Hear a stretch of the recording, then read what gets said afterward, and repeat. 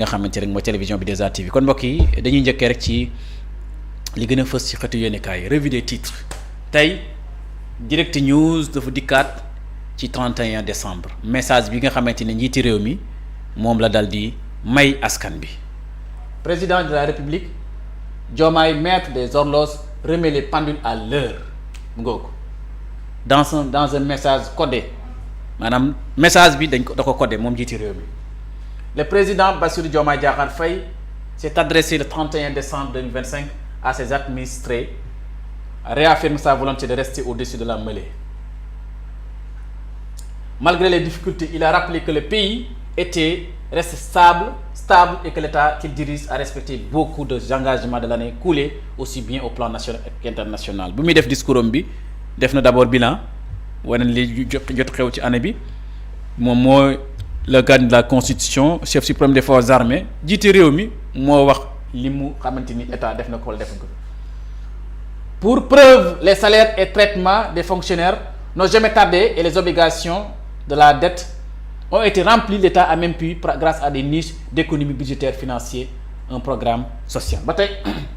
wax na ci le plan économique moom jiite réew mi mu wax na ci dette bi wax na ci situation réew mi.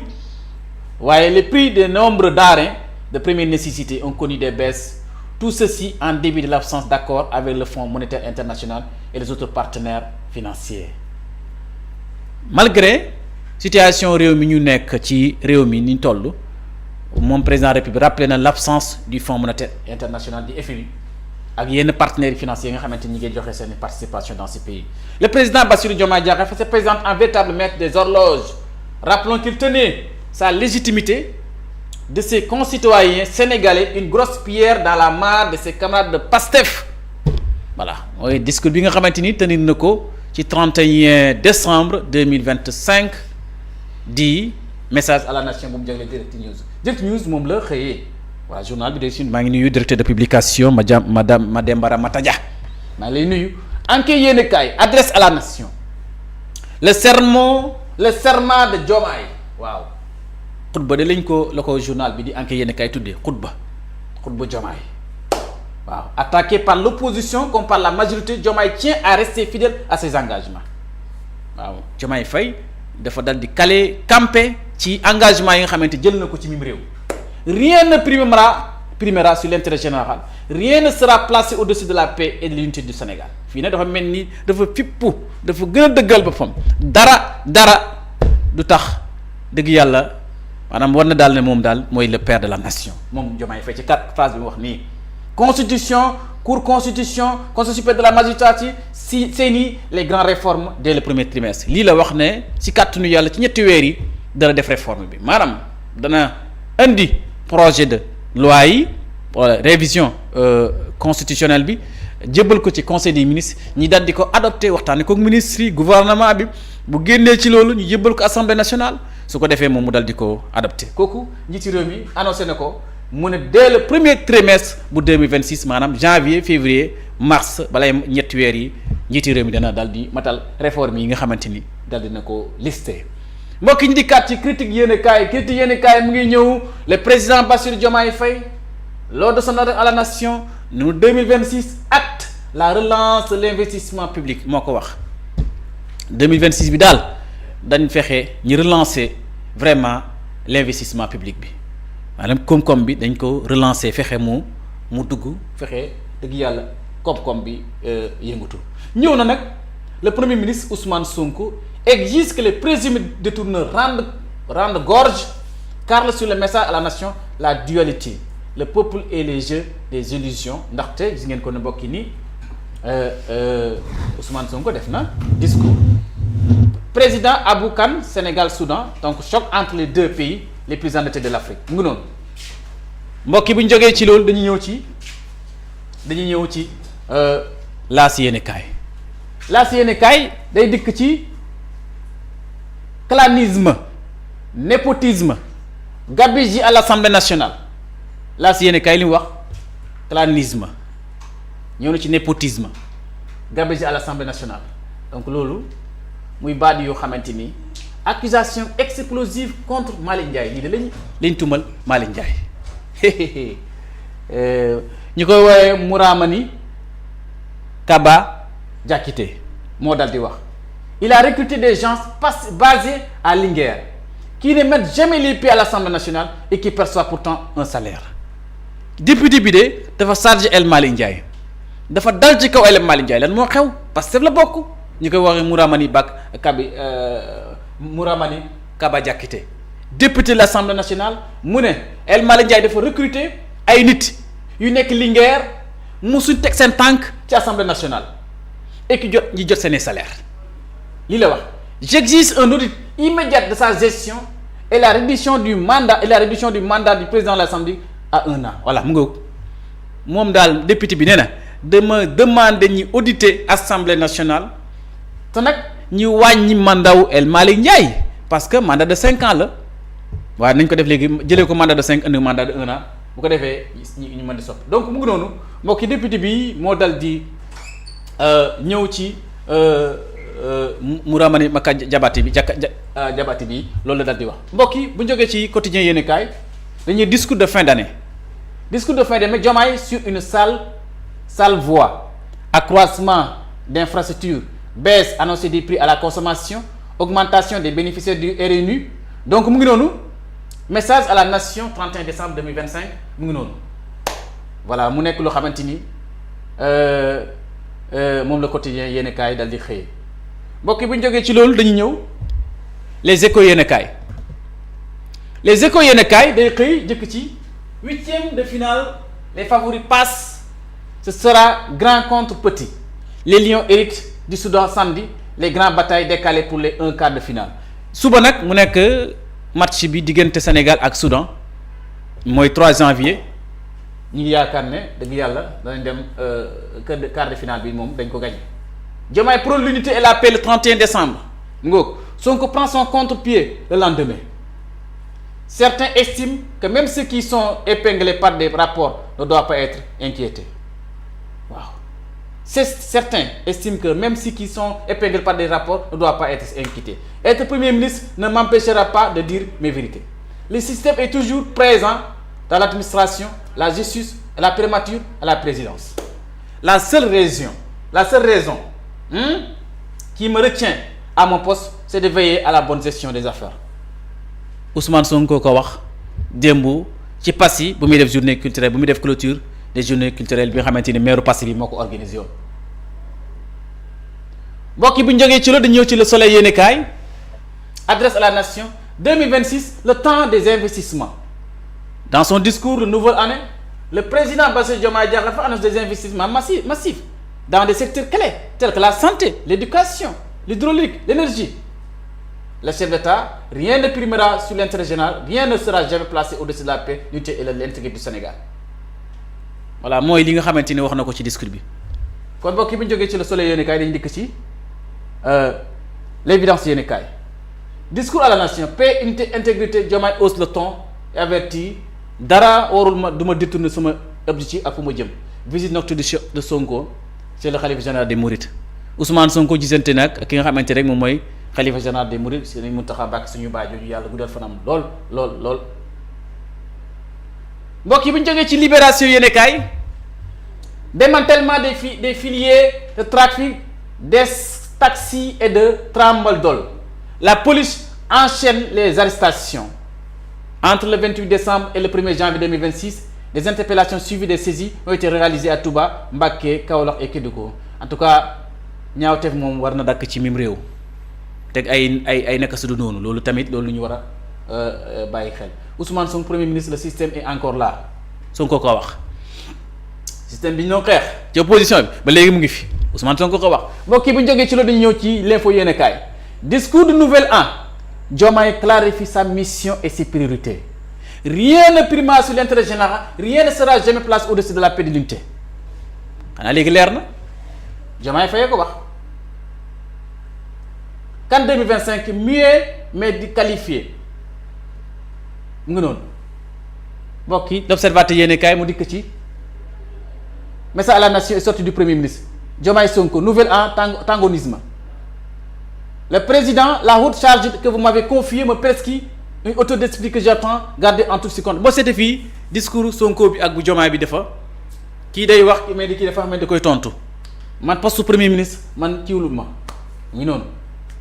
donc la sortie du premier ministre hier premier jour de l'année 2026 lendemain du message à la nation du président Diomaye est perçu par docteur Malaw Kanté de analyse politique la moom moo ci joxe xalaatam nii donc réforme du code électoral bi des politiques alerte sur des manœuvres alors mbokk yi jógee loolu dañu ñëw ci point yi actu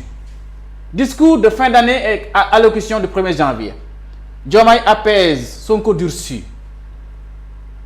Diomaye, le Sénégal a choisi de demeurer fidèle à un état de droit, exigeant une tradition de dialogue profondément enracinée.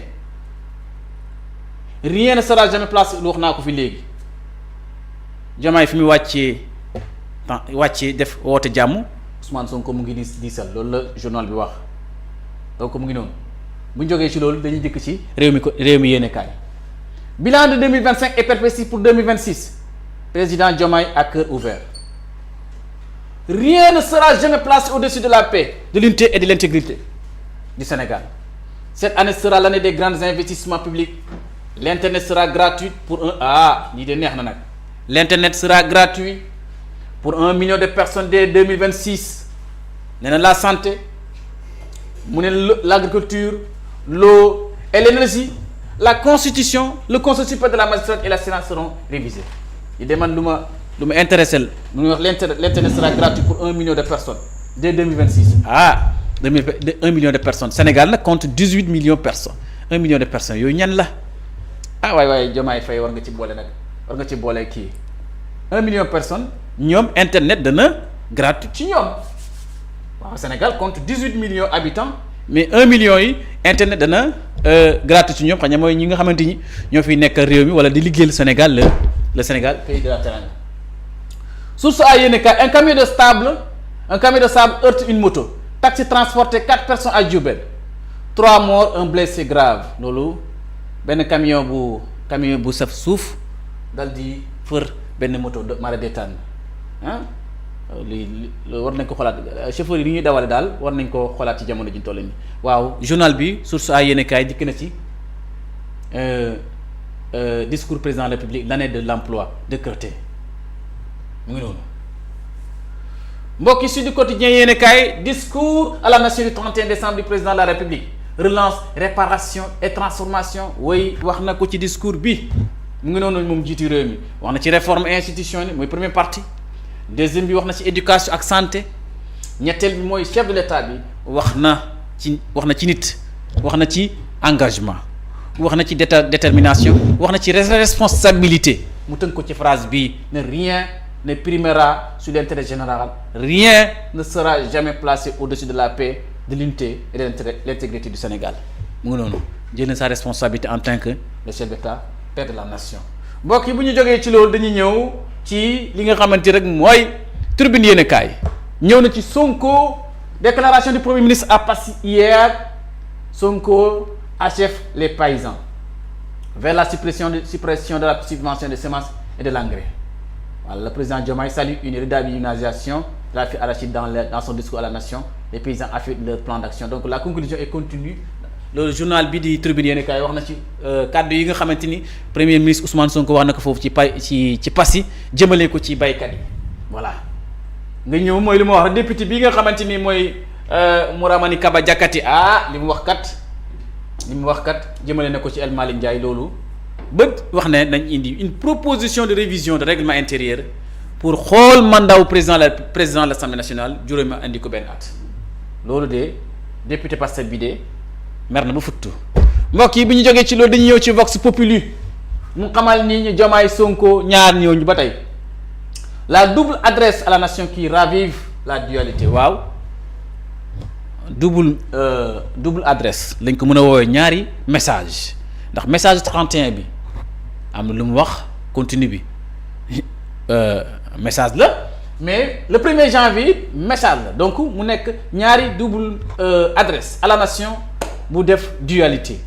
mu ngi noonu boo dégloo lu Diomaye Faye wax ak li nga xamante ni moom la premier ministre wax donc wute na man poste premier ministre tegul ma fii teguma tënkuma voilà c'est ça loolu mooy baatu wala man poste premier ministre tënkuma moom la journal bi ne mu ne c'est avec la franchise la transparence le jubbanti qu'on parvient à développer un pays waaw loolu Ousmane Sonko wax nee na daal transparence jubal ak jubbanti moom la ñuy développer un pays. Il prône la reddition des comptes pour tous ceux qui ont eu commettre des détournements en complicité de deniers publics lii la wax moom daal na reddition des comptes ñi jël alal réew mi caxate ko sàcc ko def ko seeni poos wala def ko ci lu leen neexee ne léegi état la ñuy liggéey nañ ko layoo loolu Sonko wax. Nous allons en reparler dans les prochains jours Ousmane Sonko joxe na rendez-vous ci ay fan yi néew ne dana ci wax waaw li mu wax nii dana wax ne Sonko mu ne dana wax ceux qui sont dans les télés et parler après avoir mis le pays dans des situations économiques désastreuses aurait dû se trouver aujourd'hui en détention Ousmane Sonko waxati na de nee na ñi nekk ci télé yi di wax di joxe seen xalaat tey ji normalement dañu waroon caabi dañu waroon a féetoo ginnaaw maanaam détail ndaxte ñoo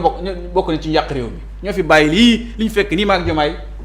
ñi di wax ci télé yi ñoom ñoo ko fi bàyyi te amul lenn lu ñu war a wax c'est à cause de tape à l'œil et du lazisme qu'il bénéficiait de cette liberté leur permettant de communiquer donc j'ai toujours dit qu'on ne développe pas un pays par des tapes à l'œil mu ngi noonu de nga premier ministre Ousmane Sonko bu demee ba waxaat lii nag bu mu nekk ci opposition bi léegi mu ngi koy wax waaw bu muy ne ci opposition bi ñi jàpp alalu réew mi di ko caqate ba pare nekk ci plateau di occupé di wax yaa ngi yàq réew mi ba pare continuer di wax léegi ne moom loolu da koy xaw a jaaxal moom ñu ngi ci pouvoir bi waaye ba léegi loolu moom jaaxal na ko loolu daal li koy jaaxal mooy yaa ngi def la nga wàng nekk ci plateau yi di wax di joxe leçon de morale bu ko defee mbokki Walf Quotidien yéen a kaay vœu de nouvel an du président sortie du premier ministre à Passy duel à distance Diomaye rien ne prima sur l'intérêt général Sonko le poste du premier ministre ne me lie pas mu ngi noonu man daal poste premier ministre Diomaye bi wax ne dara daal mu ngi mel ni daal ñu ñaar ñi ngay wax daal ñi ngi voilà ñi ngi wax la ci wax ay mots la daal ay mots waaye mais jàkkaarloo ñi di joxante mu ngi noonu mbokk yi lii la Walf Quotidien yéen a kaay wax ci duel bi yoor yéen kaay mu wax ci détournement de deniers publics les cris de fermeté de Sonko à Passy Ousmane Sonko kat wax na de démb ci Passy wax na de ci li mu wax bi ñuy dal di tëj 72 heures culturelles de Passy ci 1er janvier 2026 Ousmane Sonko dafa dal di wax yu xam discours bu de rupture radicale la ko tuddee la ko journal yoor tuddee mu ne face à une dette publique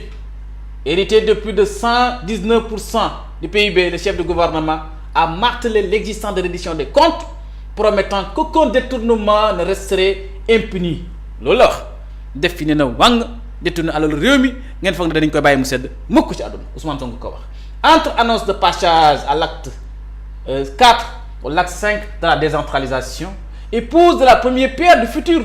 lycée moderne le premier ministre réaffirme le cap démantèlement du système de corruption et le préalable non négociable à toute prospérité nationale waaw oui li nga xamante daal mooy système bi